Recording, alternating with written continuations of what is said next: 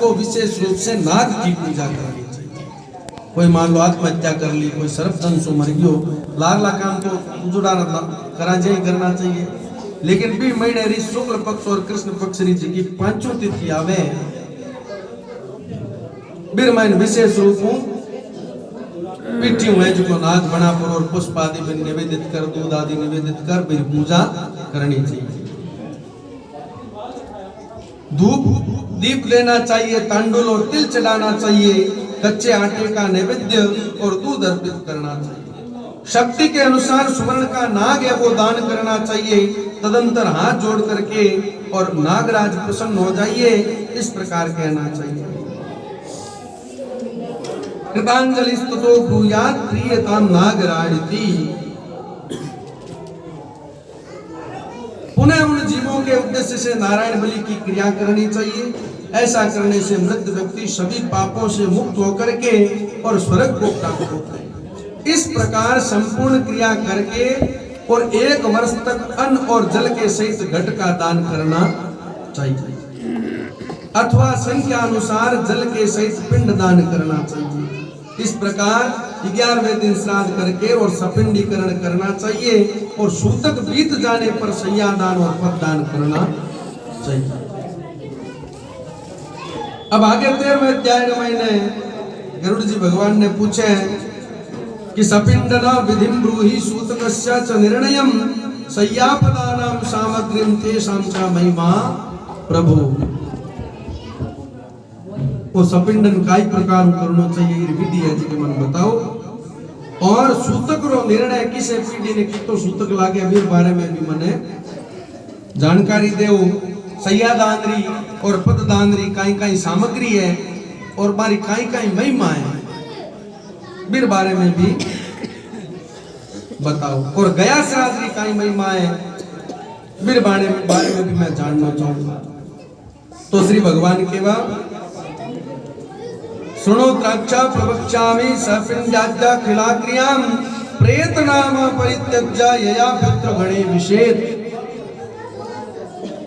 हे पक्षेंद्र, सपिंडीकरण आदि संपूर्ण क्रियाओं के विषय में मैं बताता हूँ, जिसके द्वारा मृत प्राणी प्रेत नाम को छोड़कर और पितृगणों में प्रवेश करता है। जिनका पिंड रुद्र स्वरूप पितामह आदि के पिंडों में नहीं मिला दिया जाता, उनको पुत्रों के द्वारा दिए गए अनेक प्रकार के दान है वो प्राप्त नहीं होते।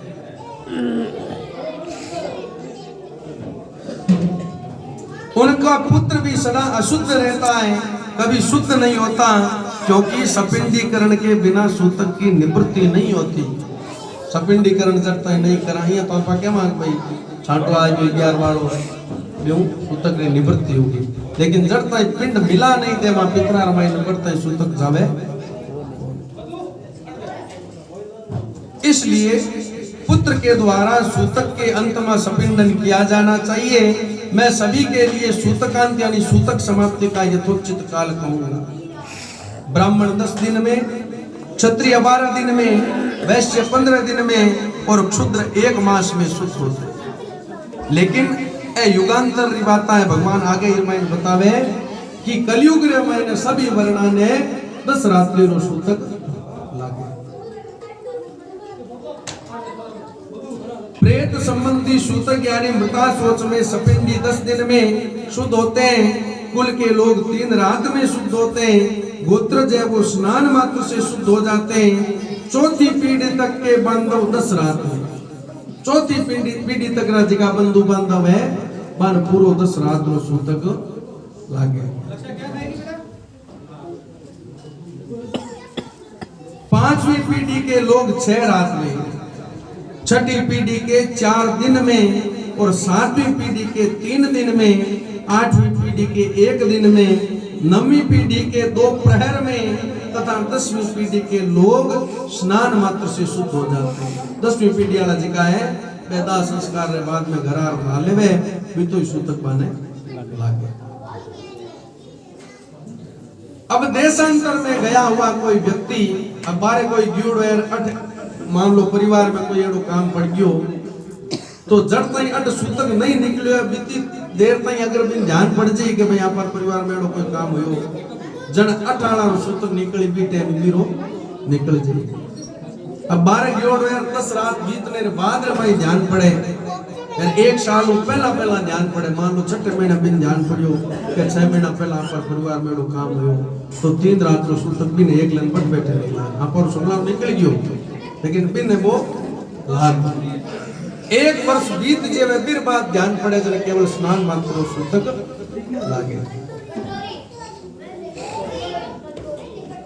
अब मरणासोच के आदि के 2 भागों के बीतने के पूर्व अर्थात 6 दिन तक यदि कोई दूसरा असोच आ पड़े तो आद्य असोच की निवृत्ति के साथ ही दूसरे असोच की भी निवृत्ति हो जाती है।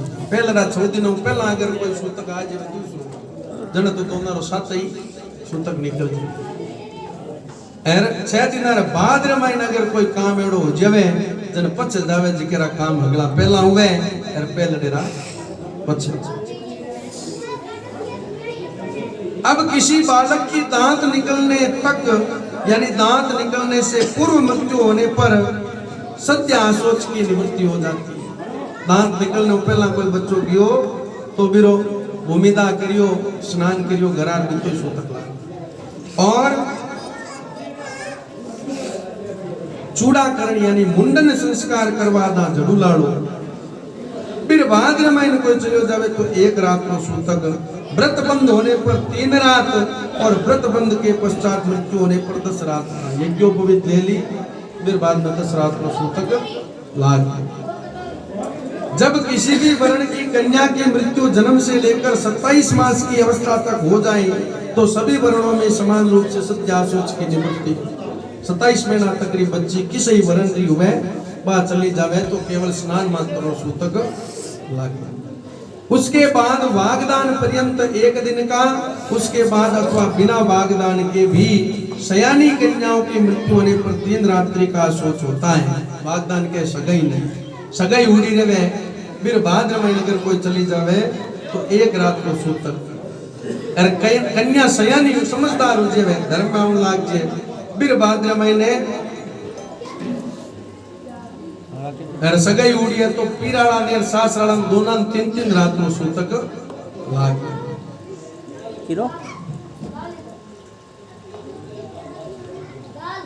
6 मास के अंदर गर्भस्राव हो जाने पर जितने माह का गर्भ होता है उतने ही दिनों में शुद्धि होती है। केवल भी स्त्री रिवाज जिकी गर्भणी स्त्री जिके गर्भस्राव हो बिना जो को सूतक लाग। उसके बाद अर्थात 6 माह के बाद गर्भस्राव हो तो उस स्त्री को अपनी जाति के अनुरूप असोच होता है।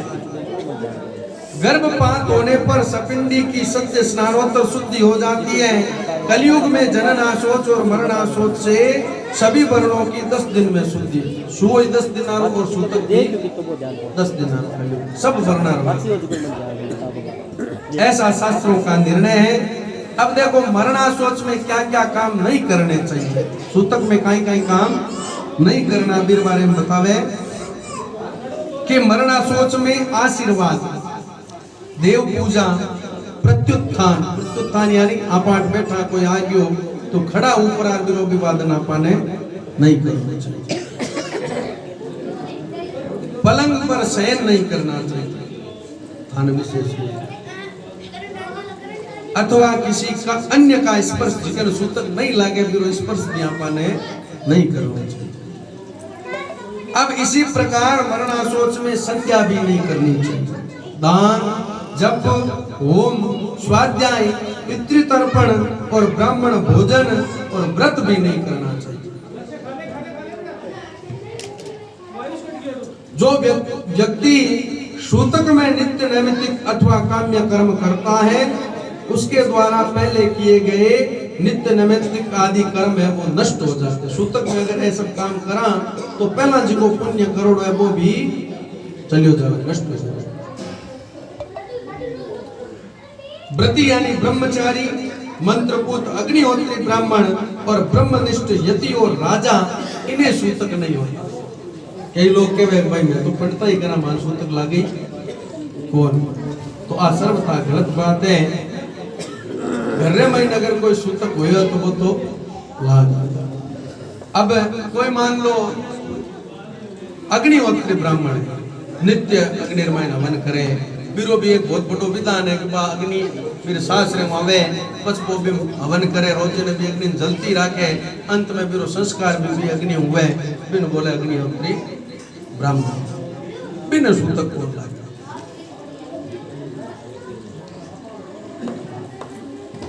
विवाह उत्सव अथवा यज्ञ में मरणाशोच हो जाने पर उस अशोच की प्रवृत्ति के पूर्व बनाया हुआ अन्न भोजन करने योग्य होता है।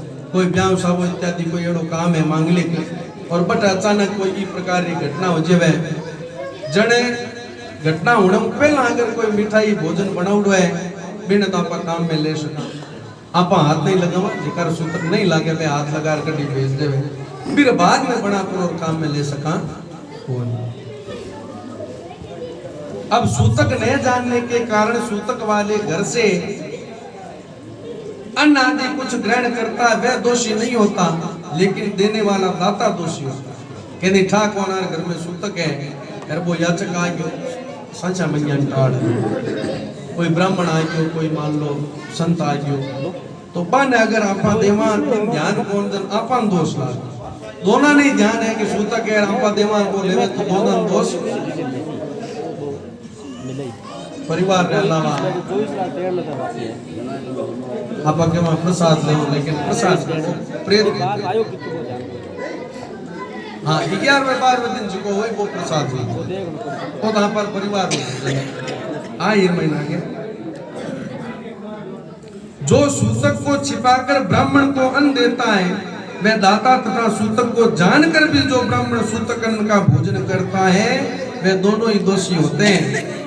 इसलिए सूतक से शुद्धि प्राप्त करने के लिए पिता का सपिंडन श्राद्ध करना ही चाहिए, तभी वह मृतक पितृगणों के साथ पितृलोक में जाता है। अब तत्वदर्शी मुनियों ने सपिंडन कद कद कर सका 12वें दिन, 3 पक्ष में, 6 मास में अथवा 1 वर्ष पूर्ण होने पर सपिंडीकरण कहाँ है।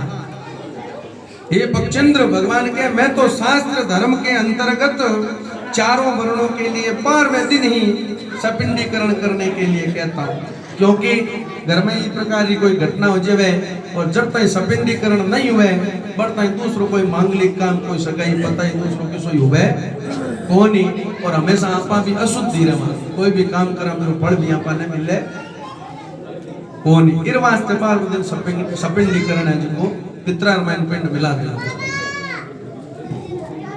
कलयुग में धार्मिक भावना के अनित्य होने से, पुरुषों की आयु क्षीण होने से और शरीर की अस्थिरता के कारण 12वें दिन ही सपिंडीकरण कर लेना प्रशस्त है, क्योंकि ग्रस्त के मरने पर व्रत बंध उत्सव आदि व्रत उद्यापन तथा विवाह आदि कर्म नहीं होते। जब तक पिंड मेलन नहीं होता अर्थात पितरों में पिंड मिला नहीं दिया जाता या सपिंडीकरण श्राद्ध नहीं हो जाता तब तक उसके यहाँ से भिक्षु भिक्षा भी ग्रहण नहीं करता, अतिथि उसके यहाँ सत्कार ग्रहण नहीं करता और नित्य नैमित्तिक कर्मों का भी लोप होता रहता है।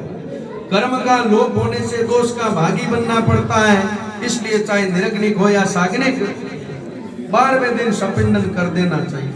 सभी तीर्थों में स्नान आदि करने और सभी यज्ञों का अनुष्ठान करने से जो फल प्राप्त होता है वही फल 12वें दिन सपिंडीकरण श्राद्ध करने से बढ़िया बताइए। 12वें दिन अतः स्नान करके मृत स्थान में गोबर से लेपन करके और पुत्र को शास्त्रोक्त विधि से सपिंडन श्राद्ध करना चाहिए। पाद्य अर्घ्य आचमनी आदि से विश्वदेवों का पूजन करें और असदगति के पितरों के लिए भूमि में विकिर देकर हाथ पांव धोकर पुनः आचमन करें। तब वसु रुद्र और आदित्य स्वरूप पिता पितामह तथा प्रापितामह को क्रमशः एक एक अर्थात 3 पिंड प्रदान करें और चौथा पिंड है वो मृतक को प्रदान करें। चंदन तुलसी पत्र धूप दीप सुंदर भोजन तांबूल सुंदर वस्त्र तथा दक्षिणा आदि से पूजन करें। तदंतर सुवर्ण की सलाका से प्रेत के पिंड को 3 भागों में विभक्त करके और पितामह यानी दादा परदादा और दरदादा के पिंड में मिला दिया। हे पक्षेंद्र मेरा मत है कि माता के पिंड का मेलन पितामही आदि के पिंड के साथ और पिता के पिंड का मेलन पितामह आदि के पिंड के साथ करके सपिंडीकरण श्राद्ध संपन्न करना चाहिए। पिता रो पिंड है जिको तो दादो परदादो और लड़दादेर पिंड में, और माता रो पिंड है जिको दादी परदादी और लड़दादेर पिंड में मिलाना चाहिए। या फिर पिता रो पिंड भगवान विष्णु रो पिंड में और माता रो पिंड मां लक्ष्मी रो पिंड में। अब कई जगह यहाँ जहाँ मान लो पिताजी गे प्रार दादो जी बैठा है, जब दादो जी अगली पीढ़ी राजी का 3 पुरुष है बार साथ पिता रो पिंड मेलन करनो। माता जी के प्रार दादी जी बैठा है तो माता दादी जी अगली पीढ़ी जी की 3 मातावां हैं बार साथ है तो माता रो पिंड मेलन करनो चाहिए।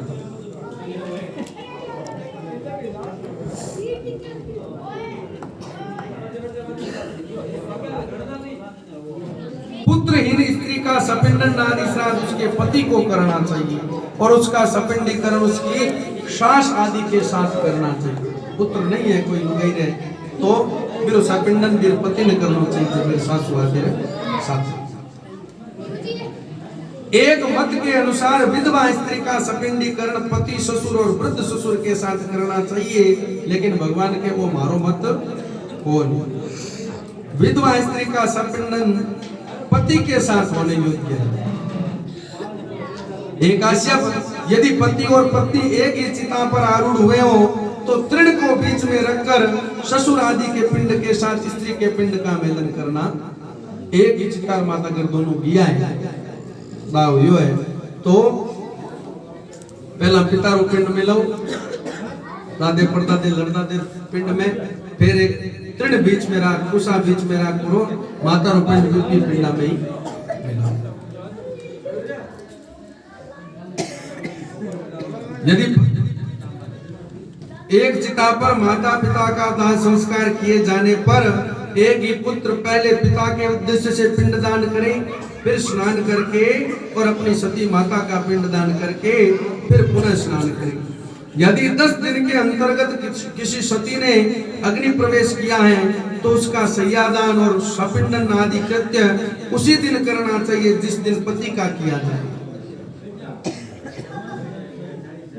हे गरुड़, सपिंडीकरण करने के अनंतर पितरों का तर्पण करें और इस क्रिया में वेद मंत्रों से समन्वित सुधाकार का उच्चारण करें। उसके पश्चात अतिथि को भोजन कराएं और हंतकार प्रदान करें। ऐसा करने से पितर मुनिगण देवता तथा दानव है वो तृप्त होते हैं। अब हंतकार का यूं है भिक्षा हुआ जी को 1 ग्रास रे बराबर पुष्कल 4 ग्रास रे बराबर हुआ। 4 ग्रास रो 1 पुष्कल हुए भी प्रकार हुई 4 पुष्कला रो यानी 16 ग्रास रो 1 हंतकार हुए को काटना चाहिए। और सपिंडीकरण में ब्राह्मणों के चरणों की पूजा चंदन अक्षत से करनी चाहिए और पितरों की अक्षय तृप्ति के लिए ब्राह्मणों को दान देना चाहिए। वर्ष भर जीविका का निर्वाह करने योग्य घृत, अन्न, सुवर्ण, रजत, सुंदर गौ, अश्व, गज, रथ और भूमि का आचार्य को दान करना चाहिए। इसके बाद स्वस्ति वाचन पूर्वक मंत्रों से कुमकुम, अक्षत और नैवेद्य आदि के द्वारा ग्रहों, देवी और विनायक की पूजा करनी चाहिए। सपिंडीकरण हो जाए फिर बाद में पाछो देवी और विनायक और ग्रह नवग्रह की पूजा करनी चाहिए। उसके बाद आचार्य मंत्रोच्चार करते हुए जजमान का अभिषेक करें और हाथ में रक्षा सूत्र बांधकर मंत्रों से पवित्र अक्षत प्रदान करें। तदंतर विविध प्रकार के सुस्वादु मिष्टानों से ब्राह्मणों को भोजन कराएं और फिर दक्षिणा सहित अन्न और जल युक्त 12 घट है वो प्रदान करेंगे। तदंतर ब्राह्मण आदिकों को वर्ण क्रम से अपनी शुद्धि हेतु क्रमशः जल, शस्त्र, कोड़े और डंडे का स्पर्श करना चाहिए। यह तो युगांतर की बात है भाई। ब्राह्मण ने जल रो, क्षत्रिय ने शस्त्र रो, वैश्य ने कोड़े रो और शूद्र ने डंडे रो स्पर्श करना चाहिए। अंत में ब्यों बे शुद्ध हो जाए। अब कलयुग में सकलार वास्ते योज को गंगा जी में गेड़ियो लगा लावा फिर स्पर्श हो जाए जने शुद्ध। इस प्रकार सपिंडन श्राद्ध करके क्रिया करते समय पहने गए वस्त्रों का त्याग कर दें। उसके बाद श्वेत वर्ण के वस्त्र को धारण करके शय्या दान करें।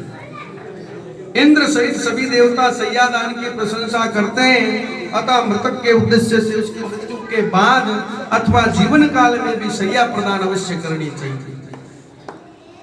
सैया सुदृढ़ काष्ठ की सुंदर और विचित्र चित्रों से चित्रित दृढ़ रेशमी सूत्रों से बीनी हुई और स्वर्ण पत्रों से अलंकृत हो, श्वेत रुई के गद्दे, तकिए तथा चादर से युक्त हो, पुष्प गंध आदि द्रव्यों से सुवासित हो, वह सुंदर बंधनों से भली भांति बंधी हुई हो और पर्याप्त विशाल हो तथा सुख प्रदान करने वाली हो, ऐसी सैया को बनाकर कुशा या दरी युक्त या चादर युक्त भूमि पर रखें। उस सैया के चारों ओर छाता, चांदी का दीपक, चंवर, आसन और पात्र, झारी, दर्पण, 5 रंगों वाला चंदोवा तथा शयनोपयोगी और सभी सामग्रियों को यथास्थान स्थापित करना चाहिए। उस सैया के ऊपर सभी प्रकार के आभूषण, आयुध तथा वस्त्र से युक्त स्वर्ण की लक्ष्मी नारायण की मूर्ति स्थापित करें और सौभाग्यवती स्त्री के लिए दी जाने वाली सैया के साथ इन वस्तुओं के अतिरिक्त काजल, महावर, कुमकुम, स्त्रोचित वस्त्र, आभूषण तथा सौभाग्य द्रव्य आदि सब कुछ प्रदान करना चाहिए।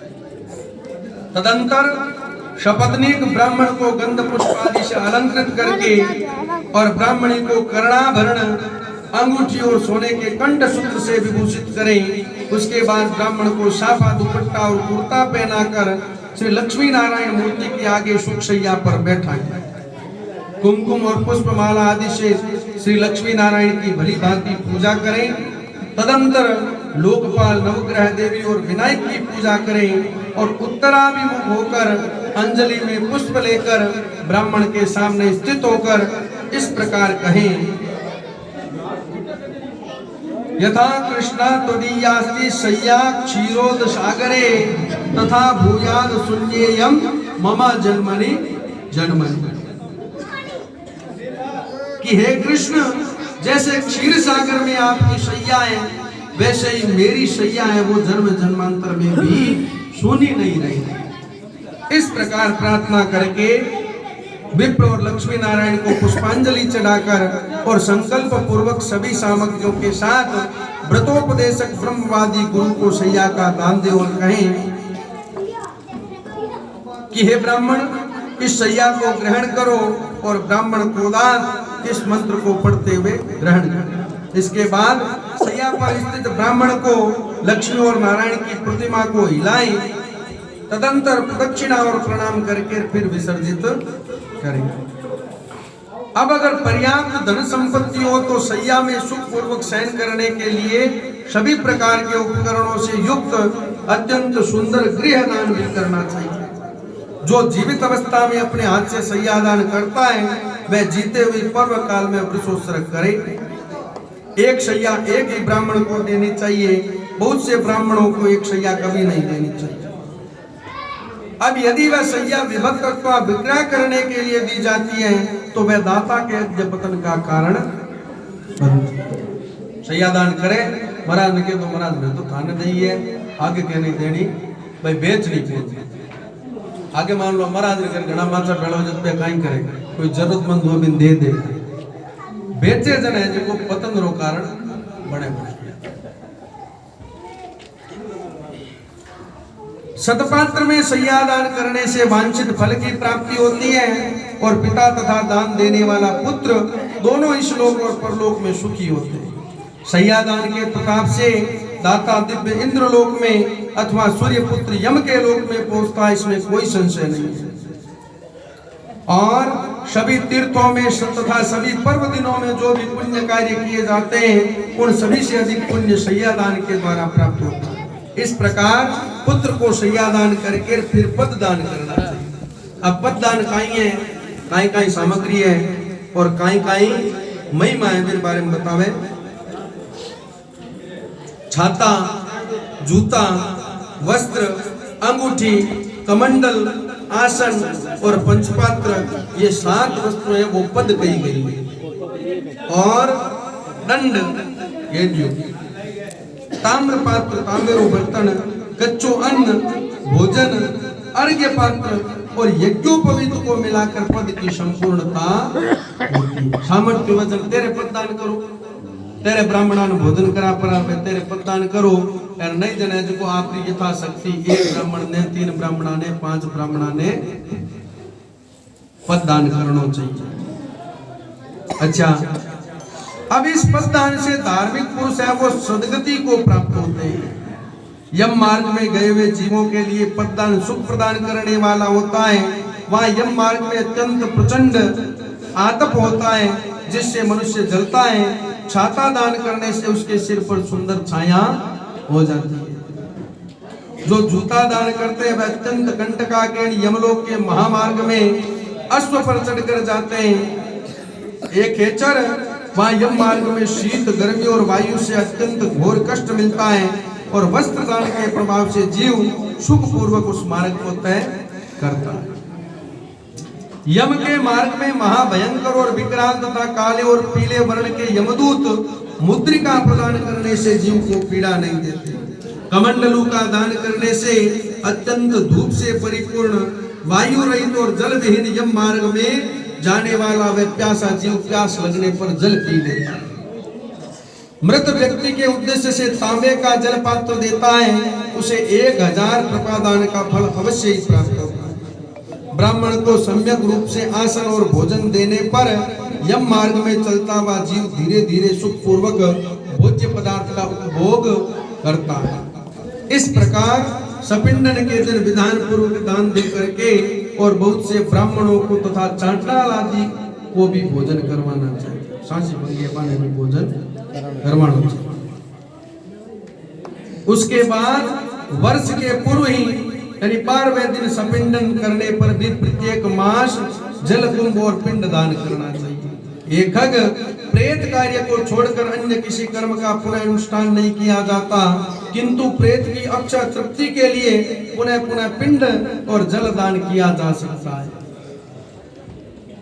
अतः मैं विशेष तिथि पर मृत्यु होने वाले जीव के मासिक, वार्षिक और पाक्षिक श्राद्ध के विषय में कुछ विशेष बात कहूंगा।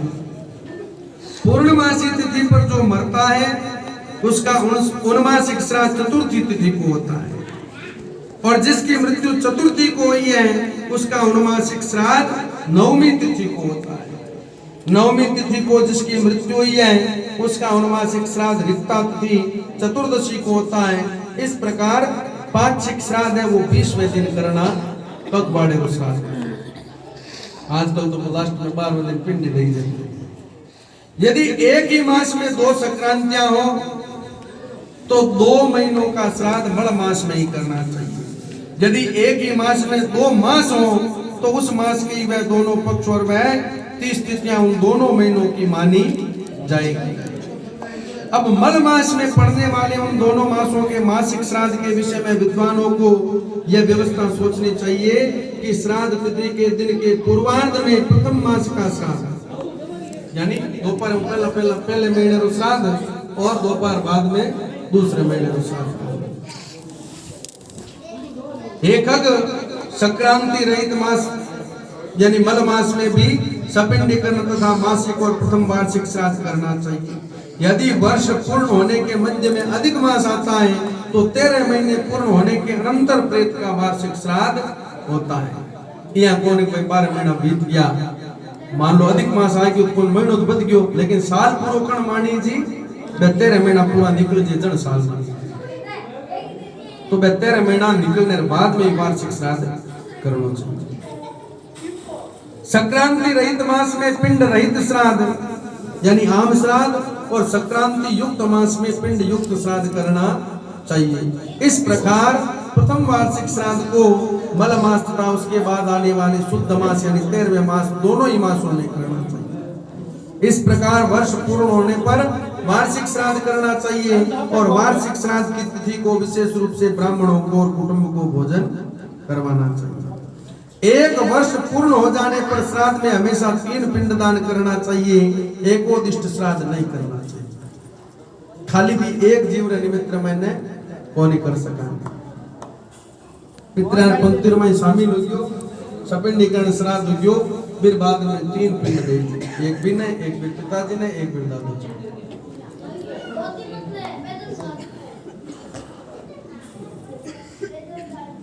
तीर्थ श्राद्ध, गया श्राद्ध तथा गजत छाया योग में युगादि तिथियों तथा ग्रहण में किया जाने वाला पितृ श्राद्ध वर्ष के अंदर नहीं करना चाहिए। एक वर्ष बीत जेवे निकल जेवे फिर बाद में गया श्राद्ध करना चाहिए। पितृभक्ति से प्रेरित होकर के पुत्र को एक वर्ष के बाद ही गया श्राद्ध करना चाहिए। गया श्राद्ध करने से पितर है वो भवसागर से मुक्त हो जाता है और भगवान गदाधर की कृपा से परम गति को प्राप्त होते हैं। गया के विष्णुपद तीर्थ में तुलसी की मंजरी से भगवान विष्णु की पादुका का पूजन करना चाहिए और उसके आसपास आदि तीर्थों में यथाक्रम पिंड दान करना चाहिए। जो व्यक्ति गया सिर में समी के पत्ते के समान प्रमाण वाले पिंड को देता है वह सातों गोत्रों के अपने 101 पुरुषों का उद्धार कर देता है। समी रूपत्तो इतो पिंड देवे। कुल को आनंदित करने वाला जो पुत्र गया में जाकर श्राद्ध करता है पितरों को तुष्टि देने के कारण उसका जन्म सफल हो जाता है। हे खगेश्वर, यह सुना जाता है कि देव पितरों ने मनु के पुत्र इक्ष्वाकु को कलापवन में ये कथा सुनाई थी। क्या हमारे कुल में ऐसे कोई सन्मार्गगामी पुत्र होंगे जो गया में जाकर आदर पूर्वक हम लोगों को पिंड प्रदान करेंगे? हे पक्षेंद्र, इस प्रकार जो पुत्र पितरों की परलोक संबंधी क्रिया करता है वह सुखी होकर और कौशिक के द्विज के 7 पुत्रों की भांति मुक्त हो जाता है। हे पक्षेंद्र, भरद्वाज के 7 पुत्र पितृश्राद्ध के हेतु गोवध करके भी 7 जन्म परंपराओं को भोग करके और पितरों के प्रसाद से मुक्त हो गए। 7 पुत्र भरद्वाज जीरा अनजाने में वो हत्या हो गई। तो 7 जुनिया मन अलग अलग जगह पर लेनी पड़ी और 7वीं जोड़ी में कुरुक्षेत्र में वेद पाठ पारगामी ब्राह्मण के घर में जन्मिया और पितरा में इतनी तकड़ी श्रद्धा राखी कि भी गौ हत्या दोषों में मुक्त किया।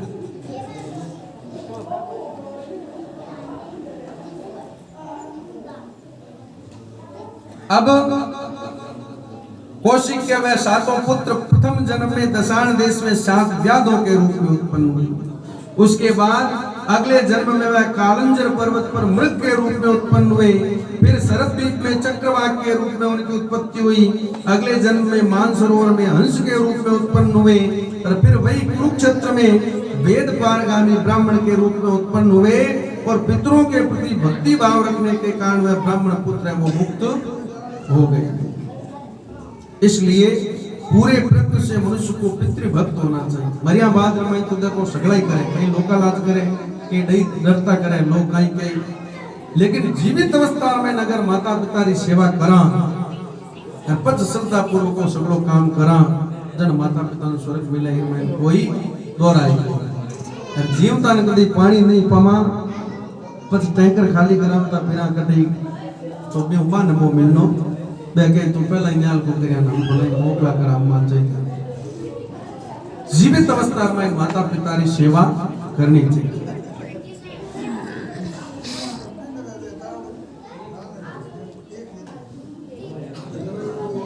पितृभक्ति के कारण मनुष्य इस लोक तथा परलोक में भी सुखी होता है। ये पक्षेंद्र, ये सब और बदई क्रिया हमने तुमसे कही। यह कृत्य पुत्र की कामना को पूर्ण करने वाला, पुण्यप्रद तथा पिता को मुक्ति प्रदान करने वाला है। जो कोई निर्धन मनुष्य भी इस कथा को सुनता है वह भी पाप से मुक्त होकर और पितरों के निमित्त दिए जाने वाले दान का फल प्राप्त करता। श्रद्धा पूर्वक की कथा सुन ले तो पितरा निमित्त जो दान करा विरूपणा पाने। जो मनुष्य मेरे द्वारा कहे गए श्राद्ध और दानों को विधि पूर्वक करता है और गरुड़ पुराण की कथा को सुनता है उसके फल को तुम सुनो। पिता उसको सत्पुत्र प्रदान करता है, पितामह उसे गोधन देते हैं, उसका प्रापितामह उसे बहुविध धन संपत्ति प्रदान करते हैं और वृद्ध प्रापितामह तृप्त होकर विपुल अन्न आदि उसे प्रदान करते हैं। इस प्रकार श्राद्ध से तृप्त होकर सभी पितर है वो पुत्र को वांछित फल देते हैं और धर्म मार्ग से धर्मराज के प्रसाद में जाकर वह धर्मराज की सभा में आदर पूर्वक विराजमान होते हैं। सूत जी ने कहा